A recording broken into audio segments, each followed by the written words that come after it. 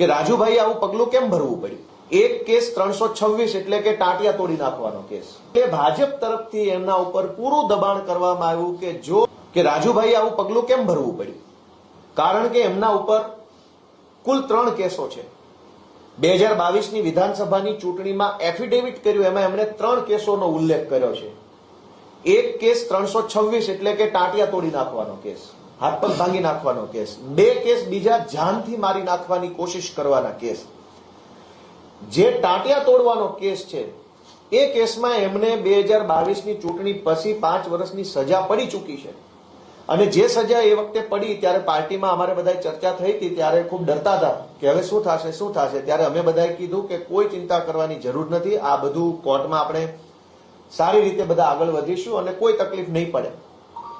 અને બાકીના જે 2 અલગ અલગ કેસ, 307ના 2 કેસ, એ બંને કેસોમાં રાજુભાઈની આજે કોર્ટની અંદર સુરેન્દ્રનગરની કોર્ટમાં મુદત છે. હું પુરાવો સાથે લઈને આવ્યો છું. રાજુભાઈ ઉપર જાનથી મારી નાખવાની કોશિશ કરવાના 2 કેસો છે. બંને કેસમાં સુરેન્દ્રનગરમાં આજે જ તારીખ છે, 12મી ફેબ્રુઆરીના રોજની તારીખ આજે કોર્ટમાં છે. અને કોર્ટમાં શું થવાનું હતું આજે અહીંયા લખ્યું છે, ફાઇનલ આર્ગ્યુમેન્ટ, આખરી નિર્ણય આજે સુરેન્દ્રનગરની સેશન્સ કોર્ટમાં 12મી ફેબ્રુઆરીએ રાજુભાઈ કરપડા, જો અહીંયા આરોપીના નામ લખ્યા છે, ભૂપતભાઈ જીલુભાઈ, ઓરુભાઈ જીલુભાઈ, રાજુભાઈ મેરામભાઈ કરપડા, બાવકુભાઈ અને રામકુભાઈ, આ 5 આરોપી ઉપર જે કેસ છે એ કેસનું સુરેન્દ્રનગરની અદાલતમાં આજે આખરી નિર્ણય થવાનો હતો.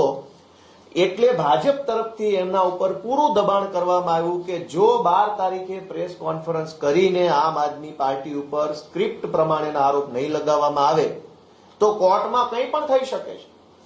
અને બંને કેસોમાં એક જ તારીખ, 2 અલગ અલગ કેસ છે. આ કેસનો નંબર છે 43/2018, સેશન્સ કોર્ટનો કેસ છે 43/2018, આ છે 44/2018.